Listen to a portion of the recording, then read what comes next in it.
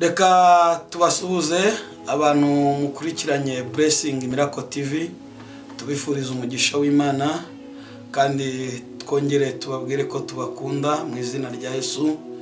Nta yindi mpamvu tubakunda nuko dusangira ijambo ry'Imana.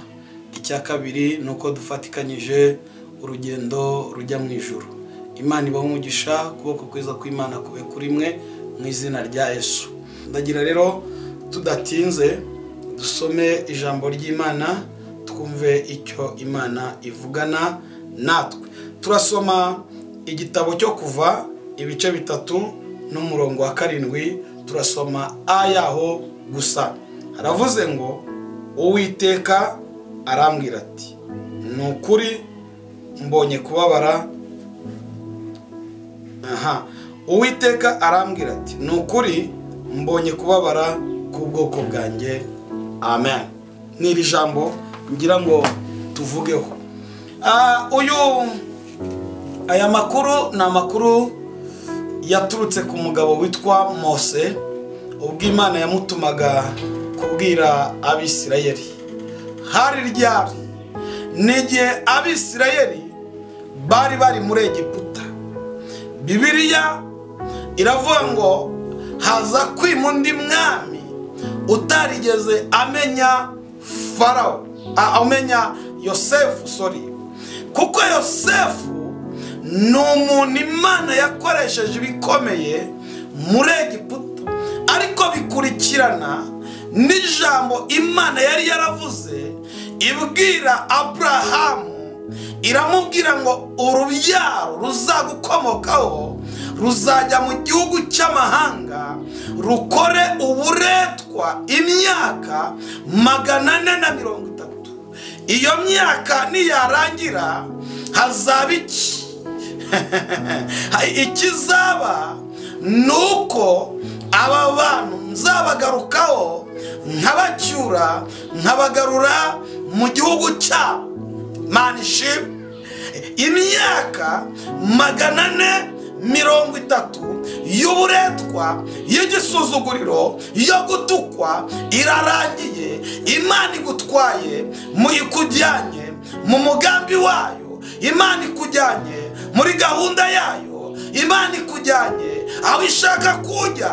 Imana ikujyanye aho ishaka ko wicara. Imana igukuye mu buretwa. Imana igukuye mu gisuzuguriro. Imana igukuye mu bibazo. Imana igukuye mu ntambara. Haleluya!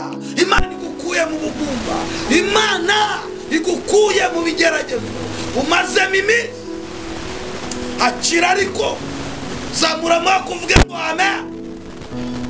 Bibiliya iravuze ngo iyi myaka irangiye, Imana ihamagara Mose, iramubwira ngo Mose, ngwino ngutume ku bwoko bwawe. Ibyabanje sindi bubivuga. Imana iravuga ngo nukuri. Imana irarahiye. Imana ifashe umwanzuro. Imana irongeye irarahiye. Imana irongeye ivuza hejuru ya yewe unyumva. Imana iravuze ngo irambiwe uburetwa umazemo iminsi. Asifiwe Yesu. Urakiriye. Bibiliya iravuze ngo Imana ivugana na Mose, iramubwira ngo Mose haguruka ngutume.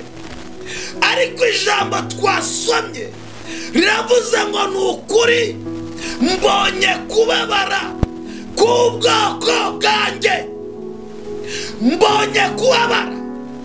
Imana yabonye umubabaro wa ahantu wicaye ntabwo mazi, ahantu uri ntabwo mazi, ubuzima bukubabaje ntabwo mbuzi, intambara zikubabaje ntabwo nzizi, amagambo mabi wabwiwe ntabwo nyazi, abagusuzuguye ntabwo mbazi,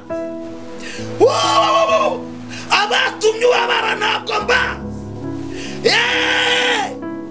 Ariko nyuma y'uyu mubabaro, Imana idebone sansanimo iravuze ngo irebini sasene mango ibonye umubabaro wawe, ibonye uburyo ubabazwa n'ako gatuza, ibonye uburyo ubabazwa n'ayo mateka, ibonye uburyo ubabazwa n'iyo diyabete, ibonye uburyo ubabazwa n'iyo sida, ibonye uburyo ubabazwa n'iyo kanseri, ibonye uburyo ubabazwa n'uwo mwijima, ibonye uburyo ubabara umaze igihe ushakisha ibyangombwa aho ngaho utuye warabibuze, washakishije ubwenegihugu warabubuze, wagerageje uburyo umugabo wawe yakizwa byaraze, washakishije uburyo wakumvikana n'umuryango wawe byaraze, ariko Yesu we washizeho imbaraga sa biranga. Umva uko Imana ivuze hejuru y'ibyo byakubabara. Mbonye kubabara k'ubwoko bwanjye, mbonye kubabara kw'aba badamu, mbonye kubabara kw'aba bagabo, mbonye kubabara kw'aba baririmbyi, mbonye kubabara kwa none ndamanutse manuwe no kubakiza.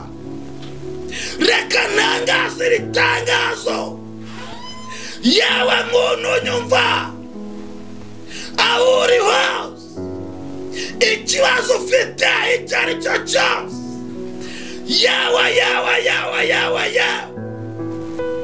Imana imanuwe no kugukiza. Washakishije ubuzima byarawe, umva uko Imana ivuze. Imana ifashe umwanzuro, imanuwe no kugukiza, imanuwe no kukubaho, imanuwe no gukuraho icyo gisuzuguriro. Wowe ukurikiranye televiziyo, Imana imanuwe no gukuraho igisuzuguriro. Mbonye kubabara k'ubwoko bwanjye, none ndamanutse manuwe no kubakiza. Ibintu byaranze, Imana ibifasheho umwanzuro. None turimo tuvuga ijwi ry'Imana ririmo riravugana na ngo Imana ibifasheho umwanzuro. Hari njye natera haleluya. Imana ifashe umwanzuro kuri ayo madeni, Imana ifashe umwanzuro kuri ubwo burwayi, Imana ifashe umwanzuro kuri iyo diyabete, Imana ifashe umwanzuro kuri ibyo bikurwanya. Ndagira ngo nkubwire ko uyu munsi ari finali. Wabyemera utabyemera, wabikunda utabikunda, Imana ifashe umwanzuro, iravuze ngo iragutabaye mu izina rya Yesu. Ndashaka ko dusenga, ntabwo ndenga. Wewe wumvaga byarangiye, wewe wumvaga ubuzima bugucanze, wewe wumvaga ugiye kwiyahura, ndagira ngo usengane nanjye.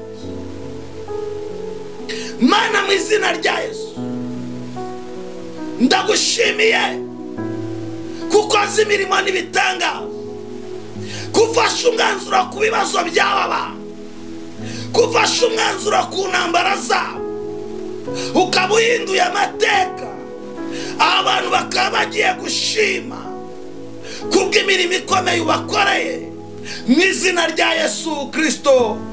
Amen, amen.